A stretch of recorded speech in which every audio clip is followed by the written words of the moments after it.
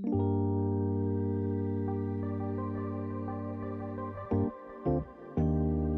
and welcome. Today we're going to be talking about influencer marketing, and I'm delighted to be joined by two experts, Fab Giovanetti and Adrienne Herbert. Fab, could we start with you, and would you introduce yourself, please? Hi everyone, thank you so much for having me, Graeme, and lovely to be here with Adrienne as well. My name is Fab. I am a marketing consultant. I'm an author, and I'm also the founder of Creative Impact, which might be the main reason why I'm here. Obviously, I know different elements of marketing. I like to dab into different things. However, with Creative Impact, what we've created for the past 6 years has been a community and a collective of individuals that want to make a positive impact on other people and the planet. So we do help them with growing their own brand, but we also have been then helping connecting brands and creatives and obviously we also have been helping brands doing the same. Somewhat, and I'm Italian, by the way, just in case I start moving my hands too much, I totally blame my Italianness. Adrienne? Hi, yeah, thanks for having me. So I guess in relevancy to influencer marketing, I would say that I have used social media myself to create a personal brand, which has led me to do lots of different things, partnering with brands such as Adidas, Under Armour, L'Oreal, ASOS, Virgin Active, lots of different brands. And so I've partnered with them in different ways, whether that's through social media content, through events, through speaking engagements. I also host a podcast and I'm soon to be author. So lots of things, lots of hats. And I also work at a fitness tech startup, the UK's #1 rated fitness app. I am their director of innovation and performance. So I also help now with their team, I guess, from the other side of influencer marketing to actually engage with ambassadors and talent and look at what briefs we put together, partnering with different tech partners and different brands. So I guess I kind of have a bit of experience on both sides, but in the last 5 years, mostly being a content creator myself, and now more so, I'd say, working on the brand partnerships side, looking at how businesses can best partner with other businesses and create content. So lots in there. Great, well, thank you both. In the context of advertising and marketing, we talk today about influencer marketing relatively frequently, but in the grand scheme of marketing as a whole, influencer marketing is still a relatively new concept. I'd just like you both to think about when you first became aware of influencer marketing and what your initial impressions were about this as a form of communication and what its likely impact was going to be. So Fab, perhaps we could start with you and your early impressions. Awesome. Okay, that is an interesting one because on my side, I didn't really notice it as per se. Creative Impact was a community of bloggers at the time, right? There was no very little Instagram. So what happened, the brands were coming to us asking to collaborate with these people. And like the good mama hen that I am, I felt like I wanted to protect the creatives and the bloggers because I was one myself. And I could find that sometimes what the companies were asking for example, at the time, was a lot of work for these people. And they were actually getting great content. So for me, obviously, I realized there was something in there, otherwise wouldn't have created the Creative Impact in the first place that actually celebrates these creators. But I also noticed that the demand came quite naturally to us because the right people in the right place. And so what we then started to do was the element of matching people and connecting them. And then what I realized is that what really made us unique and makes us now special is the educational side. So basically, I could see that support from both sides on how to do relationship building, because I'm pretty sure Adrienne will agree with me. Relationship building is key for any type of partnership that you're going to have. So Adrienne, can you, from perhaps the influencer side, and obviously not portraying any confidences, think about some of your early engagements as an influencer and your thoughts as to how effective the channel would be, and some of the concerns and thoughts that you perhaps had at the time about taking on this role? Yeah, absolutely. So I think, as with anything, there's definitely pros and cons. I think when I first started to work as an influencer or as a content creator and partner with brands, I definitely would describe it, even now, still actually, as quite, there's a lot of grey areas. There's a lot of things that are requests. There's a lot of things that people are kind of, I guess, just, as you said, it's new. It's a new thing. It's kind of still this a conversation of value add from both sides. And I think what I saw very early on, even just as a user of social media, was actually this really, I guess, kind of empowering and positive and impactful movement that I was seeing. Is kind of like looking at cultural trends, looking at our behavior, looking at the way people are interacting on these different platforms and how it's democratized people's voices and given people a seat at the table. So, for example, I'm not an Olympic athlete and I'm not a supermodel and I'm not any of those things, but actually being a trainer, being a mother, being a motivator, like actually being able to partner with brands and for people's response to say, actually, it's great to see an Olympian or a supermodel, but actually seeing people who look like you or people who are like you and seeing that actually they're running a marathon in those shoes, or they're using that product, or they're enjoying that service, or I think it just has this other layer of, it's not to say that every partnership that every influencer does is truly authentic. I'm sure they're not all, but I do think there was this real shift from what people wanted to see and their expectation to say, actually, we want to see real people who look like us. We want to see different body types, different body shapes, different colors. And I think it really did open up and democratize advertising, really. I think that shift and that acceleration that we've seen of inclusion and representation, I don't think that would have happened without social media. So yeah, I think that going back and reflecting way back to when I first started, as I said, lots of grey, everything from how much to charge to, what kind of content to create, how much, before you had to there was a point before you had to disclose, advertise.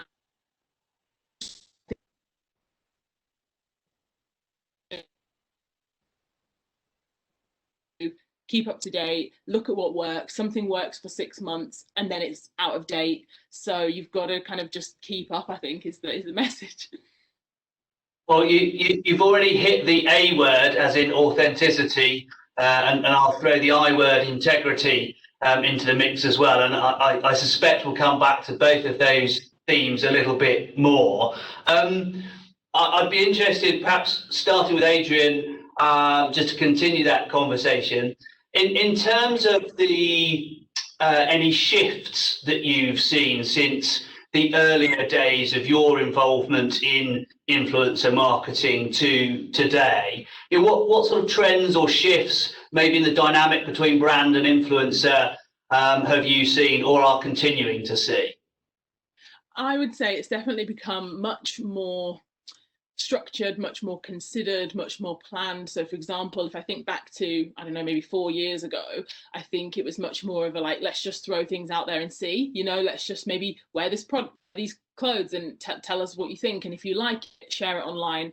Then I think obviously the step above that would be to talk to people around, paying them and having contracts in place around exclusivity and ambassadorship roles and kind of taking it one step further. And I'd say where we are now is that the expectation has changed, and I think people now recognize that it is it's a business, it's a formal partnership, that there will be an exchange of requests. And I think there's much more of a planned I guess like a content schedule around, like, this is when the content has to be created. There's an approval process, there's do's and don'ts, there's legalities, there's different fees for different things. And actually it's much more structured, and I think everyone, which is better for both sides, I'd say, that you then have a clear outline from the start. This is the expectation, this is the deliverables, this is the date that we want the campaign to roll out. It's just like, in a more, I guess, the way you would have done with print media or with television advertising.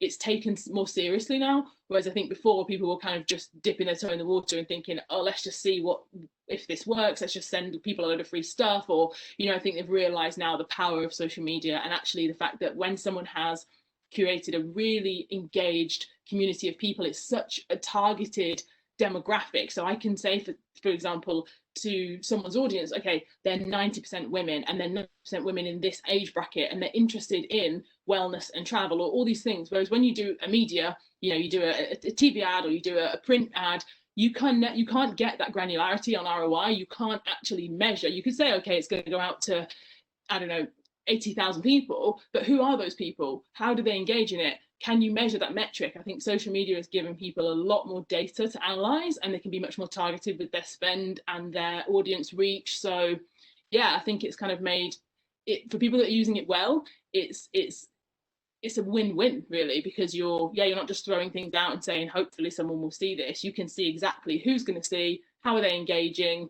and get real-time feedback as well. That's great, and we'll come back to data and personalisation. Sort of one, the new oil, and two, the holy grail of marketing, perhaps in due course. Fab, from your side, what would you say are some of the shifts that you've seen since the earlier days of influencer to today? I'm going to go back briefly to something that Adrienne mentioned, which is obviously the element of just that change in the relationship and the change of expectations. Like something that I remember happened at the beginning was the rise of the spreadsheets. So loads of spreadsheets where you will write the name of the person, you will write their email, and then you will start writing all the whatever you can find, whether it's metrics, whether it's their accounts. So obviously this is a very obvious but very interesting element of change, which is the platforms are better. You can actually harness different platforms, different tools to get better data for yourself and to keep track of those relationships more easily. Is definitely something that some brands still are not sure whether they can tap into it or they would be able to tap into it. On a very actually insider note, guys, yes, you get the scoop. What I've noticed is that a lot of platforms, especially due to the current climate, have been opening up their tools to more brands. Like some of them tend to be quite high top level sort of pricing, but I've seen a lot of platforms really trying to engage with more brands and smaller brands, because those are really the ones that are going to drive that like brand awareness. That's a bit more of a technical.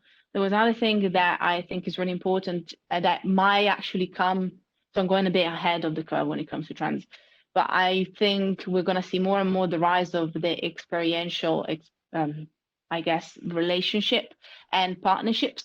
So I'm looking at not just giving people like a free gift, which is obviously what we have an idea of, or asking just for a post. There's going to be probably campaigns that are going to become a bit more refined from a brand level, so that you can give the creative, obviously some briefing, a way to make it creative for herself.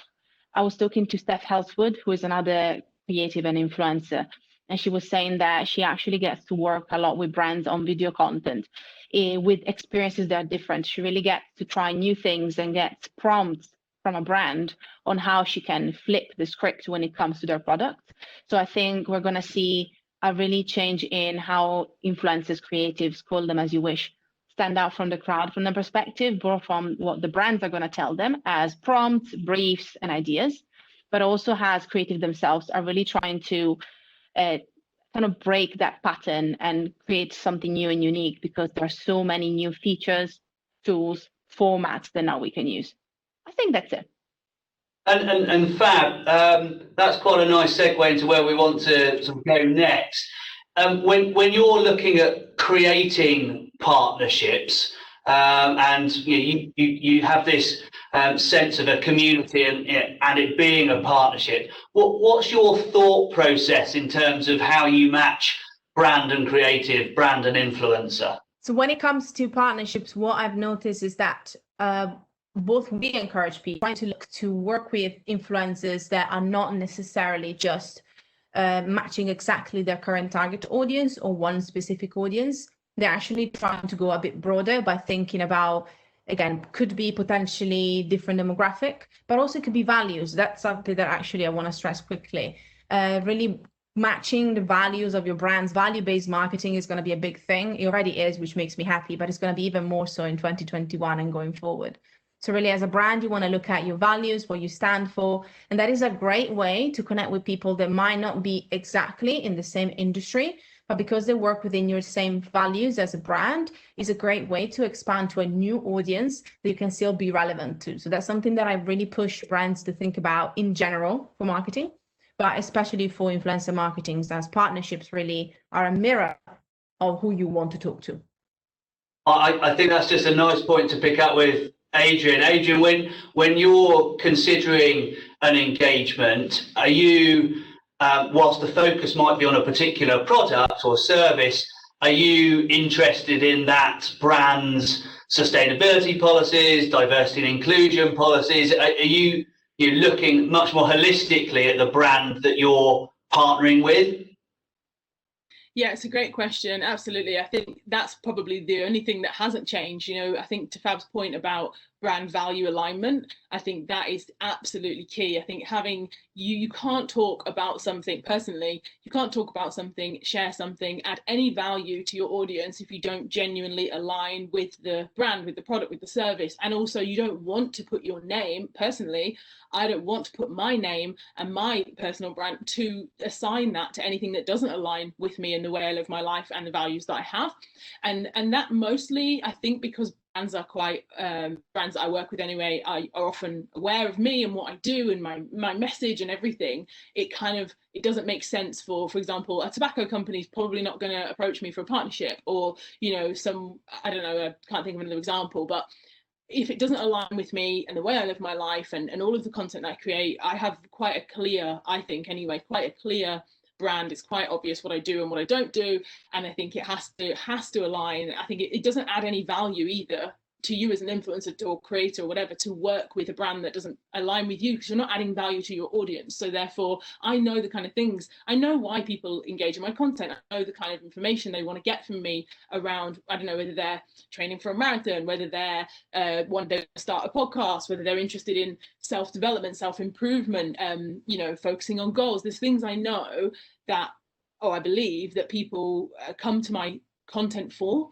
So if it doesn't add value to them, then it's not going to be a benefit to me or the brand to partner together. So that's how I tend to look at, making decisions about which things to do, which things not to do. And then one step further, I'd say, even when I do say, yes, this aligns and this brand is someone that I want to work with, even the next step after that, I then have to be honest, around if they're like, oh, can you include this or can you say that? And it's like, you can't put words into my mouth and ask me to, parrot a press release or something. So I think having that two-way conversation around, this is how I use the product, this is the things I think are great, this is the things I don't think are great, and actually being able and gain a permission from the brand to say, I want it to be honest, I want it to be, this two-way conversation. It's never, here's the thing, here's the script, go ahead and I'm not a model, I'm not I'm not going to create an ad campaign as such in that traditional way. It has to be my tone of voice, and it has to definitely align with my own values.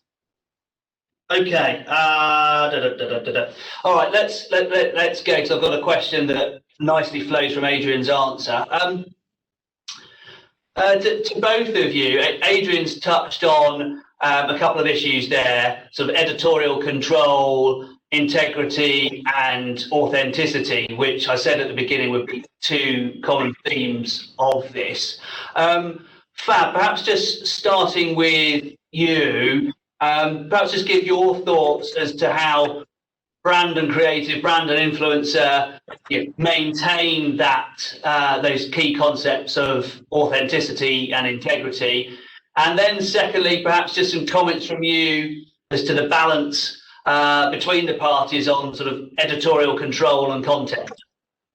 I might start with the editorial control, if that's all right. I just feel quite strongly about it being on both sides and being a creator first. And I've been being that for almost like 15 years now.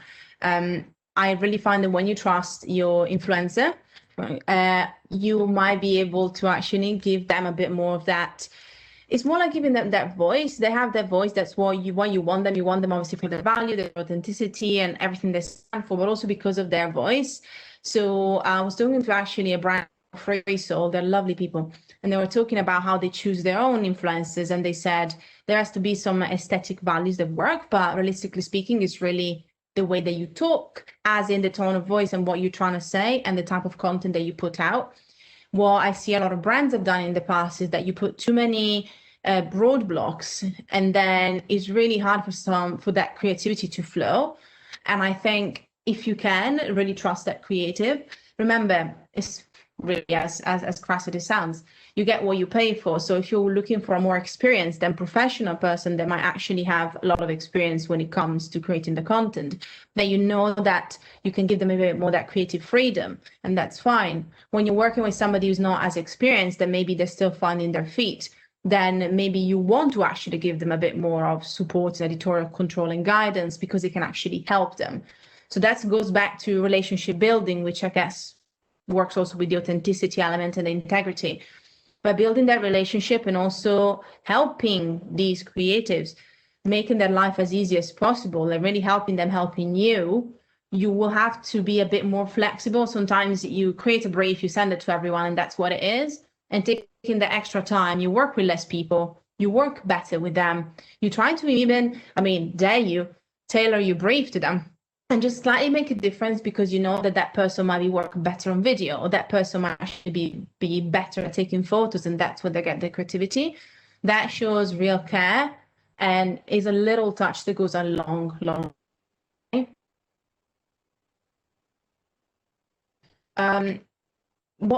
Sorry, can you remind me of that bit of the question? What do you want me to elaborate on when it comes to those two? Sorry. It was, I think, working together from your experience of seeing both sides. How can brand and influencer really help maintain those twin elements of authenticity and integrity? Okay, so authenticity, it really does depend on also what you mean by that. It's a buzzword now, so it's kind of harder. If you mean obviously for the content and their values, then we go back to the editorial element. We go back to the reason why you chose them in the first place. Also for integrity, again, that is also where the first interactions, and again, correct me if I'm wrong, Adrienne, because you talk to people more as an influencer as well. The first interactions and setting up a system or your agreements or your contracts or the expectations is really where the magic happens. So I think a lot of the element of even not just integrity, but just support and guidelines, some people do it too late. And then you think, woulda, shoulda, coulda. Why don't you kind of set the scene then, and then that relationship is not just a one-off relationship, but it can last for months or even years. So I think that's a better way to do it. Sometimes you just want to get it done with, so you don't really spend that time fine-tuning the first steps. Once you've done it, then the conversation will be much easier and the relationship can flow much better. Adrienne, any sort of further comments from you on this topic?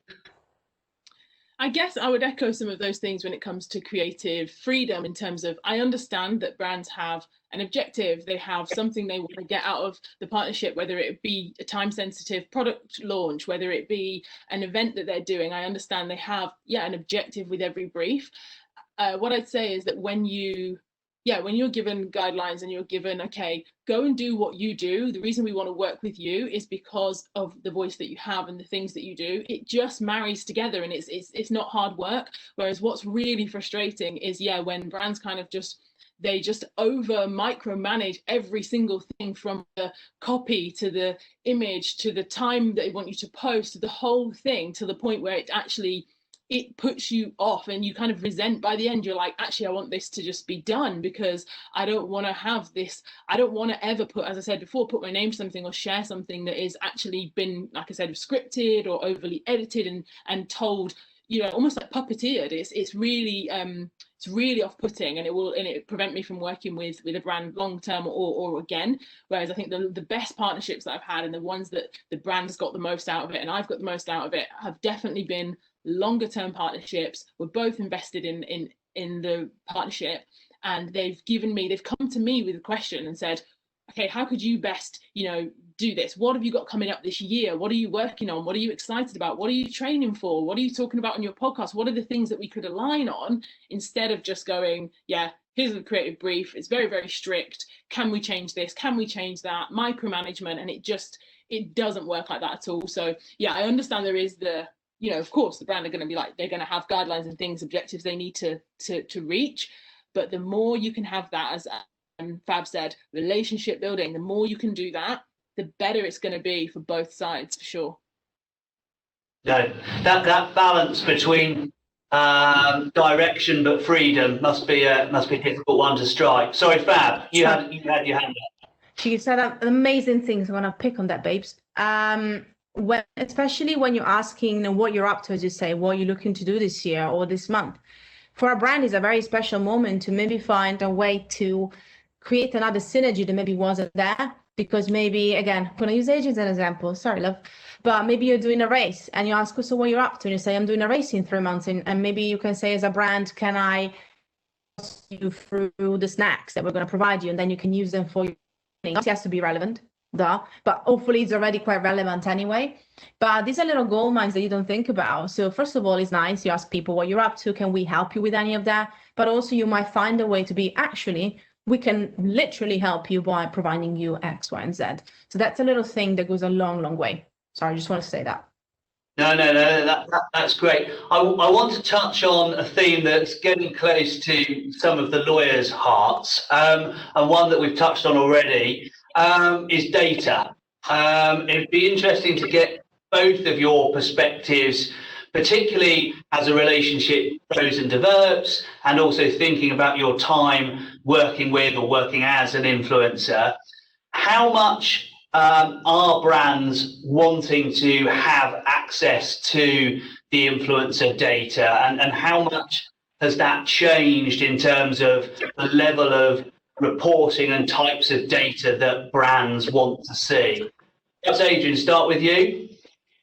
Yep, sure. I think that it's definitely become more granular and more detailed, but I actually think that it's a good thing. I think the reality is, if I'm a brand, if I was to put myself in their shoes and I'm looking at how to spend my budget, then the reality is, I think knowing that, as I said about demographics, simple as that, I could look at someone's Instagram page or YouTube channel and see one number. That one metric alone, how many people follow them, it doesn't tell me, are they based in the UK? Are they men? Are they women? This stuff is so relevant, because the reality is, if your split is across, some people have a global audience, they might only have 25% of their audience in the UK. So if I'm hosting an event in London, then actually 25% of their audience is relevant. The other 75% isn't, and that's important to know. So I think that when it comes to data, I think it is obviously a very, very sensitive and important thing, as you said, with legality around what we can share, what we can't share, how much we can expect. But I think these are kind of just top line things that actually just anyone can access that data. I think if you're sharing things online, you've got to really, I think it's down to the influencer or creator as well, to really take individual ownership and say, well, when you put things on your website, when you tweet, when you go onto Facebook, when you use Instagram, look at what those channels, look at their regulations, look at their data sharing, because I guarantee you'd probably be a lot more concerned with that. And actually the fact that once you create content and share it, you probably don't even own a lot of the things you think that you own online. So I think that's more where I think people's attention should be, rather than the fact of saying, oh, this brand wants to know how many people swiped up on my story. I think that's fine. I think the reality is, as I said, it's more, my concern would be more around ownership, copyright. If I create something and put it on Twitter, do I own that image, or does Twitter own the image? I think those are the bigger conversations are actually with the giants of tech, not necessarily with the brand that says, oh, we want to partner with you. Can you tell us how many of your followers live in the UK? And Fab? That's another good one, actually. On that note, one quick thing on what Adrienne mentioned, which is also, this is where some of the platforms that have come out trying to facilitate the relationship building and management can help, because obviously they have inbuilt report systems that really can help you as a creative or influencer. You really cannot master that on your own, because I appreciate that some people are a bit more technical on that side of things, whereas I love data, so it's different. Another thing I want to say is actually back to the data that is obviously the copyright on a brand and creative level. Very important to remember that it needs to be clear who owns what, as in you need to ask yourself as a brand, how am I going to use any of the visuals? Am I going to use any of the visuals that my creatives are going to create for me, or is this just for them to share on their social accounts? I know it sounds obvious, but the amount of time that I've seen brands putting money behind a promoted post that is something that they took from creative and then put it down itself. If you then ask the creative, somebody like Emma at Bird and Bird will tell me that it's illegal, because it is. So you need to be careful if it's not written down. So these are the small things that you really need to think about. The main currency here is obviously money, but also is the content. So make sure that it's clear who owns the content, if it's going to be repurposed or not, that is really where on a brand side, a lot of brand overlook it. And I think it's a real shame because it just can make a relationship really go sour because suddenly you find the picture of your child. Imagine that as well, like, of your child plastered all over Facebook and you never really wanted that to happen. So small things like this are really good things to iron out in agreements or contracts, whether it's for the whole partnership or for an individual campaign. Obviously, that depends. Yeah, Yeah, just to add to that on the copyright, I think it's really, really important to highlight usage, as you said, because, for example, for myself, I'm thinking of two examples. One is a photographer that I work with. I've worked with him on branded campaigns for brands such as Adidas, and I interviewed him on my podcast, and we talked about this around, he could shoot an image of a celebrity. He owns that image, and maybe it's a little different for photographers, but I know, for example, when I interview someone, I just recently interviewed Tom Daley on my podcast, I can't just take any photograph of Tom Daley from the internet and use that to advertise the podcast on Apple's banner, because I don't own the image. It's even Tom Daley himself could send me a photograph and I can't use it because I don't have the rights to the image from the photographer. So those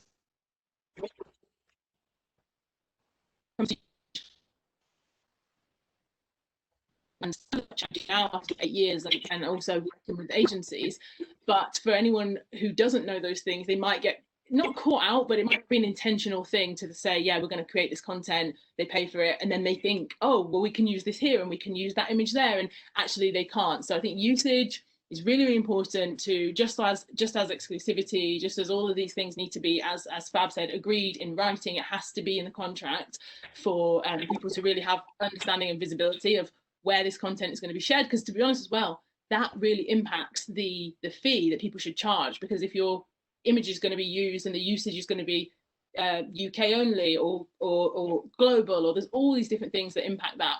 So yeah, it's good to have legal people to help out if people don't know where to start. It can be a lot. So let's pick up on that theme, which is music to my profession's ears, and Fab, perhaps for you to carry on what Adrienne's introduced. How important is the contractual relationship between brand and influencer? And perhaps as a backdrop to that, as Adrienne said, there's at least 5 parties in this relationship, with the brand, the influencer, the platform, maybe a supplier like a photographer. So there are a number of relationships in play, but how important is that contract between brand and influencer, and what do you like to see in those contracts? Good question. I sing when I get excited, because contracts are the base. Obviously, that's the base. It's all well and groovy when somebody DMs you on Instagram and says, "Would you like to try my new product?" By the way, it's not. This was irony. It's not. Please stop, DMing people with 17 messages about getting their product. No, it's fine. I mean, again, I will give you a pass if you just say, I just want to check in, and then maybe send them an email afterwards. Cool. But again, that sets the tone. So there's the element of obviously first understanding whether you want to work together, whether it's by email, even having a chat, whatever works best. And then you say, okay, let's finalize this. This is what we're looking for from you. Now, some brands might have platform before they went maybe with a couple of people individually. So obviously when you do that, the platforms, as again, like a bigger influencer platform, will take care of some of these elements that the actual agreements are within the use of the platform. So it kind of helps in a way because it's all agreed by the writing, and then there's a long list of TNCs that the influencers will click on when they sign up. So you don't have to worry about that. And I think that's the problem sometimes as a brand. You think, well, I use this platform and I didn't have to write anything. I didn't have to, write down a proper contract. So they tend to forget that the amount of creatives that have said yes to stuff and they don't have a contract in place. And then obviously, whether it's the brand who gets burnt or it's the influencer that gets burnt, it can happen because there's nothing that really stands there. So obviously we can, cry with milk, but let's change that. So definitely that's my long-winded way to say it's very important. What I would say that I want to see is obviously copyright with anything that very much more eloquently than me, Adrienne shared about. Also, these are the elements of ownership are very important in there. Expectations are very important. I would say one thing that maybe I would challenge you not to be too anal on in your contracts is, as we mentioned, all of that brief and that creative sometimes is basically what the contract is about. I would say if you can be a bit more flexible with that, it means that your contracts can be obviously optimized for the different people, but you can have a template, whereas sometimes people tend to have a contract that is actually a brief. The contract is a contract. If you keep it leaner, it's easier for you. You can have a simple template with all the different steps that you need, whether it's copyright, expectations, deadline, payments. Yes, payments. And then you can have, a separate brief or a separate document that can have more guidelines. This I'm saying just from a creative perspective. I find that some creatives get really overwhelmed when there's like an incredibly long contract, and then at the very end, there's actually what the contract should be about. So as a brand, it might be easier for you to have something that you can template and adapt every time by seeing what clauses need to be adapted or added or shifted, and then having a separate thing where you can have the different briefs depending on what you're trying to achieve. This is, again, small brands, so obviously who's listening, but all the creatives find that that's a much more helpful and is a bit lighter on them when they're trying to get started with that. Adrienne, your thoughts on what the contract should and shouldn't regulate, and I'm sure you've maybe had engagements without a formal contract, or maybe had engagements where the contract has perhaps been overly prescriptive, but it'd be good to get your response to what Fab has said. Yeah, absolutely. Yes, what I was thinking of quite a few things. One is, I don't tend to work with contracts through an agency, as Fab described. So mine is usually directly with the brand itself via myself and my agent. So that might be, I don't know whether I can name names. I don't want to name and shame, but I'm talking about some of the biggest brands globally. And I think the things that it's important to see in the contract, we've discussed some of them. So usage, timeline expectations, what happens if things change. If you want, for example, a content creator to shoot something that's weather dependent, or that depends, my child is in the content, you might need to have a window of time as opposed to next Friday, because you have to have a bit of flexibility. I think usage, again, I keep bringing it up, but I think it needs to be clear to both sides what that is. How long is that usage for? How many months? Which territories, etc. I think payment, which came up from Fab, is a really interesting one, because I find that a lot of brands, and as I said, some of these big brands, they have, they want the deadline, they want the time, they want the approval, they want all the things done by a certain time. But payment seems to have an unending amount of time, which actually there'll be payment terms that might say 30 days, 60 days. Yet after 4 to 5 months, you can still have the finance person in my agency chasing brands for payment and being told that, I don't even know what they get told, but it's actually ridiculous. I don't think there's any other industry. When I speak to people who work in, teachers, doctors, lawyers, they don't wait 4, 5, 6 months to receive payment. So I think payment is something, payment terms, it should be outlined. And from a brand perspective or from a legal perspective, there should be a consequence, there should be a penalty, there should be something that actually makes it better for the individual, if you like, to say, actually, if you've created content for us and you've stuck to the brief and you've stuck to the deadline and you've delivered all of your part on time, they should have to stick to the payment terms, because that's something that I think, from my experience over 8 years, 9 years, hasn't changed. There's still brands, as I said, biggest brands in the world, don't want to name and shame, that take 6 months to pay you, and I don't know what that process is or why, but it's very frustrating, and I think it's very I don't know. I just think it kind of sours things, and it's quite, people have done the work. They should be paid. No, it's a very fair point, because if I cast my mind back to what we were talking about 10, 15 minutes ago, we were talking about a balance in the relationship and developing a partnership. Yes. And that builds up over time. But what you're also saying is there has to be that fair balance in the contract. Performance of services in a timely manner should equate to payment on time. So these things in black and white also influence the relationship that you're both conscious of building and how it's built. Go, Fab. I was going to say, Sandra, don't remember the name. This is one of those things. But I know that there are a couple of services as debt collectors specifically for online creators that are coming up. Again, I don't remember the name, but obviously I've seen it because a couple of people asked me. I haven't tried them myself. It still will take the time, because even if they do it for you and they actually add a bit more of a legal oomph to it, again, the brands can still kind of like, dilute the timing, but they are coming up. It's just, sadly, I can't recommend any myself personally because I haven't tried them. But I know that in the UK, there are a few that are actually looking into that when it comes to like collecting debt based on partnerships or kind of this kind of type of work. So hopefully it's going to get much more widespread and a bit more established. Okay, just a couple of questions perhaps to conclude. So here we are coming towards the end of what has been a relatively quiet and uneventful 2020 globally. In terms of influencer marketing and the future, and perhaps just the next 12 months, what are your both respective predictions as to potential changes or things we're going to see in terms of the brand and influencer community and relationships? Adrienne, perhaps start with you. Sure.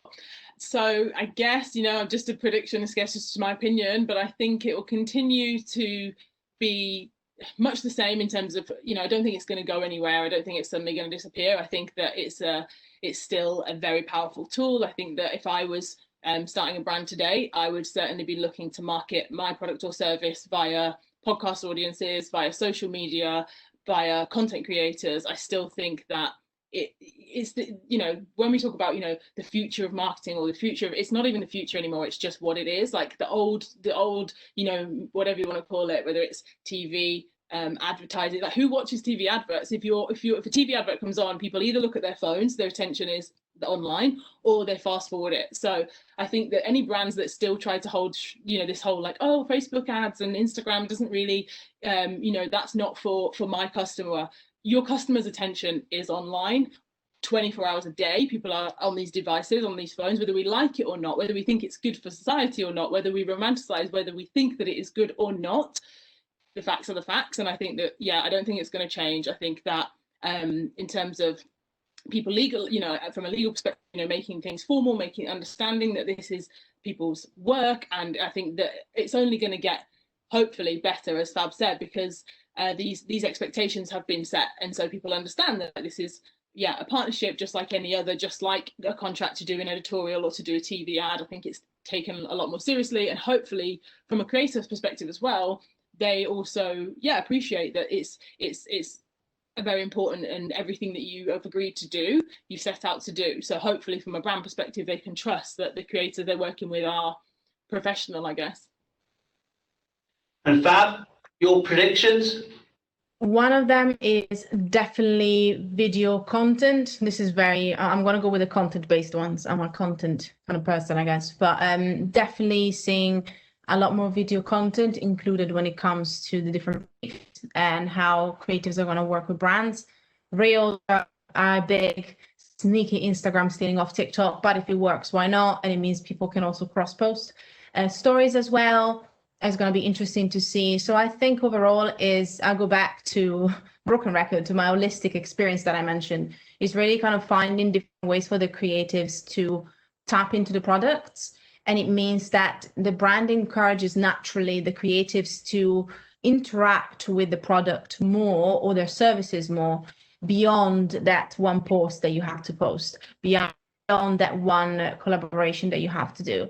So that goes back to that relationship kind of element of trying to really find a way to engage your creatives and turn them into ambassadors as much as possible over just somebody that just does a post and disappears. That's what I'm seeing from a small brand perspective that ties in with another thing. Small brands currently, I'm talking from our perspective, we did a survey. I'm talking about small brands. They really struggle to have the budget for influencer marketing, not existing. So they might have some people that they work with, but looking to work with new people, there has been a massive drop. And also there's a lot more consideration because the budgets have been a bit smaller. So I think it's really the element of less is more, and creatives are going to make a big effort to stand out and obviously to really commit to the brands that they work with.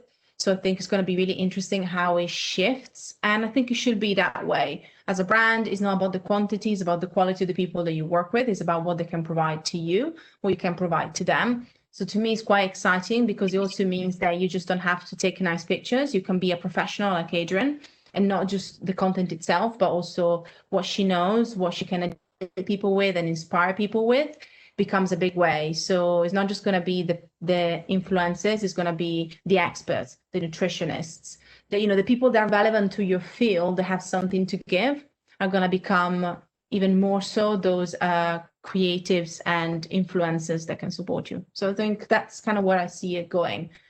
Probably a bit slower pace than what we would have wanted it to be, but I think there's going to be a lot of consolidation and hopefully a lot more professionalism, which is something that John mentioned as well.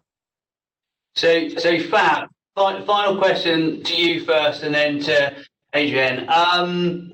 Your top tip for a successful brand and influencer relationship, and if you say two, that's absolutely fine.